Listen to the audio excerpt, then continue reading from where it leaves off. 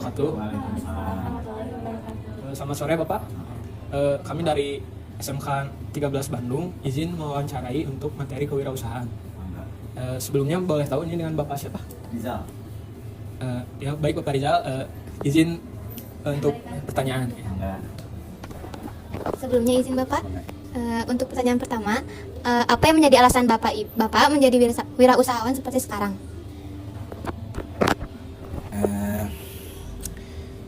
Jadi awalnya itu kenapa berwirausaha? Karena saya dari kecil itu saya nggak tinggal sama orang tua. Kebetulan partner saya juga sama, beliau sudah ditinggalkan oleh orang tua tuh dari kecil. Dia yatim piatu. Saya tuh tumbuh besar sama nenek. Nah, terus orang tua saya tuh beda rumah. Awalnya gitulah. Jadi mungkin berasa tuh dari mulai semenjak SMP. Saya mulai kayak nyobain jualan t-shirt, bikin kayak gitulah. SMA sama saya bikin t-shirt dan lain sebagainya. Dulu awalnya menyukai dagang. Nah, beranjak lebih dewasa lagi saya bisa jual beli mobil motor, jual beli mobil. Cuman kalau kenapa sekarang saya beralih ke F&B? Karena nggak tahu ya, karena mungkin karena passion saya senangnya masak. Nah, berawal lah dari situ. Awalnya saya sama partner itu berbeda. Dia punya usaha di kuliner juga, saya juga punya usaha kuliner. Kita tetanggaan lah awalnya. Sampai akhirnya kita memutuskan untuk sama-sama kerjasama. Dari mulai 2016 kita mulai usaha. Ya mungkin basicnya latar belakang kita kurang lebih mungkin sama. Jadi kita juga belajar usaha karena belajar juga nggak yang kita sekolah bisnis, nggak yang sekolah dan lain sebagainya. Saya nggak beres. Saya kuliah di STPB NHI, saya nggak beres. Saya terus pindah ke Widyatama, saya nggak beres. Kalau partner alhamdulillah beres. Cuman dia sekolahnya di teknik apa ya, saya lupa. Pokoknya dia teknik aja, kelistrikan. Pokoknya dia masalah teknik elektro gitu kalau nggak salah. Cuman nggak tahu lah, dia juga passionnya mungkin di kuliner. Ya salah satunya kenapa saya berwirausaha ya, emang dari kecil mungkin udah terdidiknya secara tidak langsung lebih memilih usaha dibandingkan bekerja. Paling gitu sih. Bapak, untuk selanjutnya, kalau boleh tahu untuk sehari biasanya suka habis berapa box ya untuk produksi dimsum? Kalau hitungan box pack ya, kurang lebih kalau dulu sih lebih banyak. Ini kita bicarakan saat ini aja ya. Saat ini kurang lebih mungkin 100 kilo ayam per hari. Kurang lebih mungkin bisa nyampe 200 pack lebih, isinya 24 atau 30. 200 pack lebihan lah. Oke, sebelumnya perkenalin Bapak, nama aku Hafizah Rehana Nafi. Izin bertanya, sampai sekarang sudah ada berapa cabang produk DU Dimsum? Kalau untuk produk DU Dimsum tersendiri, kalau di Bandung ada 2 yang ikut ke kita jadi reseller. Kalau nggak salah ada 2 juga di Subang sama Cirebon. Cuman kita ada proyekan di luar kota Bandung, di Lampung sama Bangka, tapi nggak menggunakan nama DU Dimsum, tapi by DU Dimsum gitu. Izin bertanya Bapak, kalau boleh tahu kenapa Bapak memilih berjualan dimsum ini daripada berjualan produk yang lainnya gitu? Jadi kenapa memilih produk dimsum? Awalnya kita ini pengen sebetulnya kayak tujuannya tuh kayak pengen membawa makanan restoran yang emang nggak semua kalangan, mungkin mohon maaf, nggak semua kalangan bakalan bisa mencoba gitu. Nah, kita pengen mengkomparkan lagi dibikin lagi lebih sederhana supaya semua kalangan tuh bisa coba menikmati. Nah, dibuatlah makanan Chinese ini, si dimsum ini dibikinlah kaki 5. Nah, kebanyakan sebelum 2014 itu orang-orang bisa menikmati dimsum itu hanya di restoran Cina yang mewah lah ya. Nah, awalnya sih saya seneng dimsum gitu ya. Awalnya karena seneng dimsum, terus saya pengen orang-orang tuh bisa mencoba dimsum ini. Semua kalangan bisa nyoba dimsum ini, gimana caranya gitu. Nah, makanya kita cari sendiri, kita R&D sendiri, kita research sendiri buat masalah resipi dan lain sebagainya. Gimana caranya biar supaya dimsum ini bisa kita jual dengan harga murah, tapi nggak murahan. Kualitas dimsumnya tetap bagus, emang benar-benar full ayam yang kita giling kasar, bukan giling halus kayak orang-orang gitu. Jadi masih kelihatan lah tekstur daging, rasa dagingnya yang kita tonjolin gitu ya, masih tetap bisa dinikmati sama orang. Awalnya sih dari situ, berawal dari suka.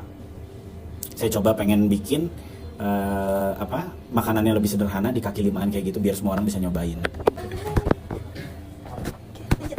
Sebelumnya perkenalkan, nama saya Raihan Muhammad Ardansyah.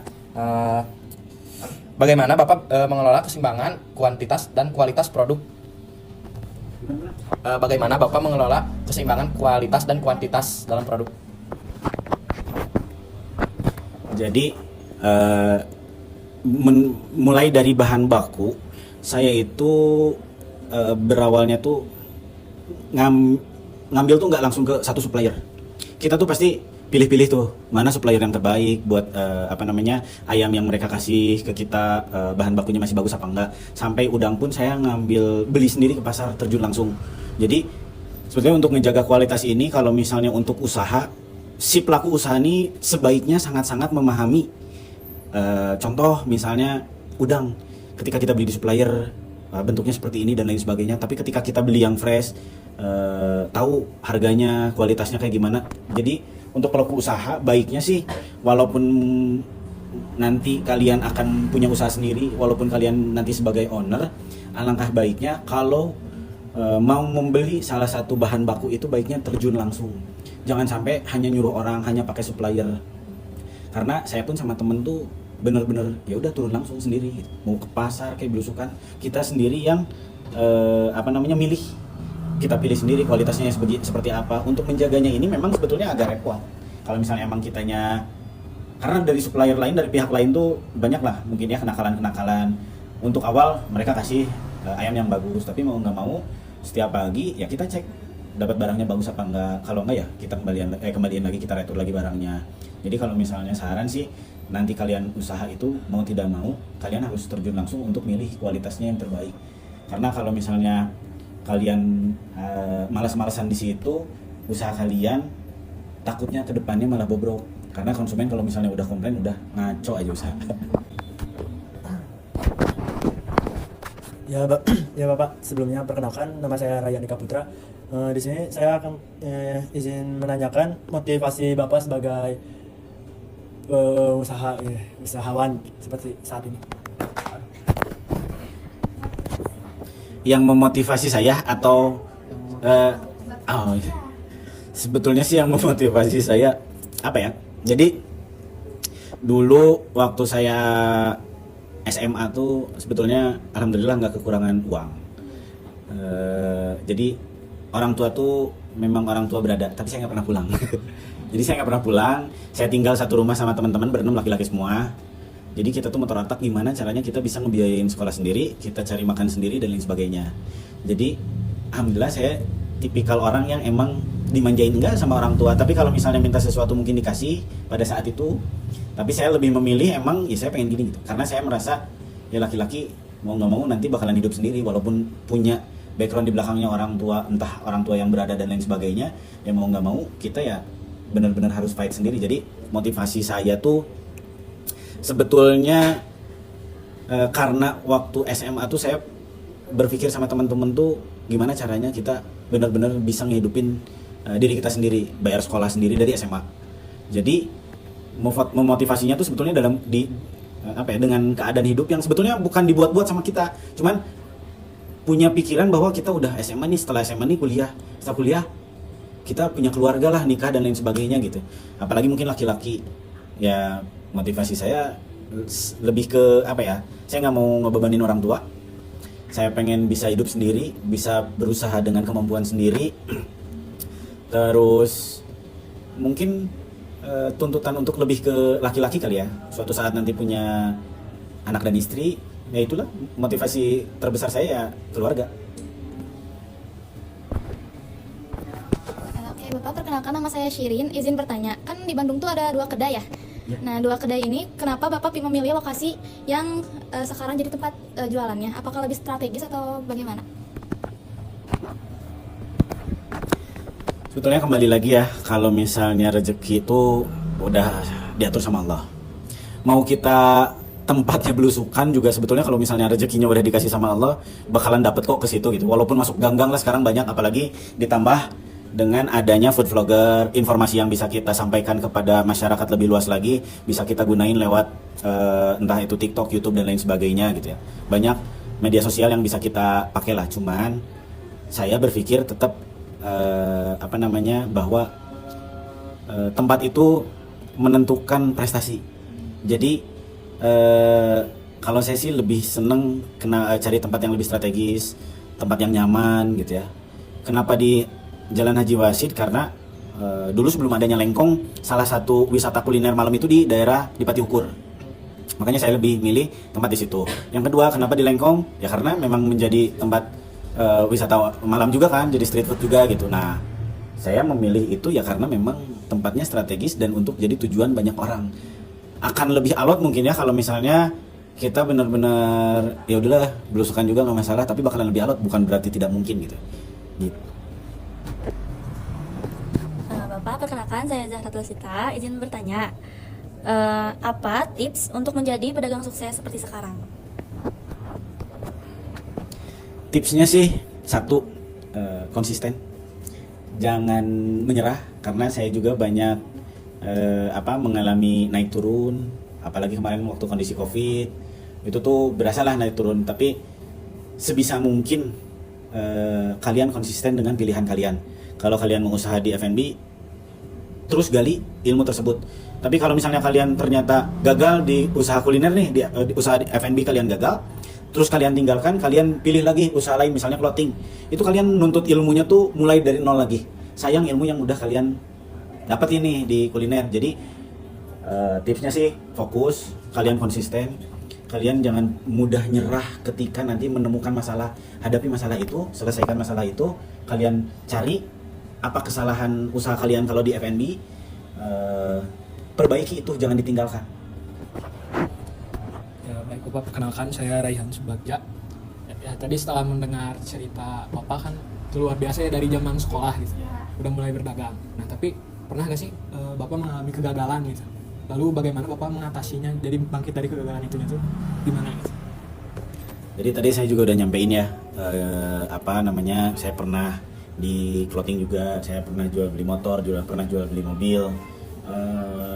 Kenapa milih F&B? Karena lebih ke saya seneng masak, passion saya di sini gitu. Terus kegagalannya pun banyak yang saya alamin.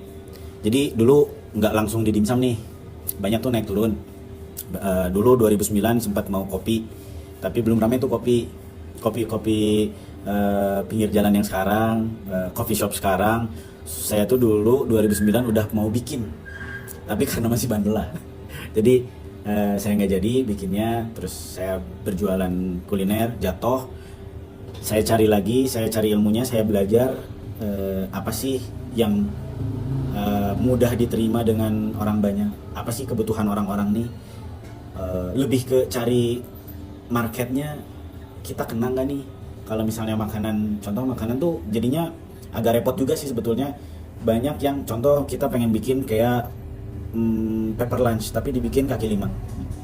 Nah ini tuh nggak semua orang suka, tapi kita berpikir, pelaku usaha nih berpikir bahwa oh ini enak, makanan tuh enak aja tuh nggak bisa bakalan jadi laku, nggak semua orang bakalan suka. Nah jadi kita lebih harus memikirkan lagi, mempermudah cara buatnya, cara menjualnya seperti apa. Ketika jatuh, kalian jangan menyerah, ya udahlah tinggalin, ganti produk lain. Tapi lebih ke kalian pikirin dulu sebelum kalian usaha produknya apa. Ketika gagal, kalian kan ada melewati dulu tuh research and development.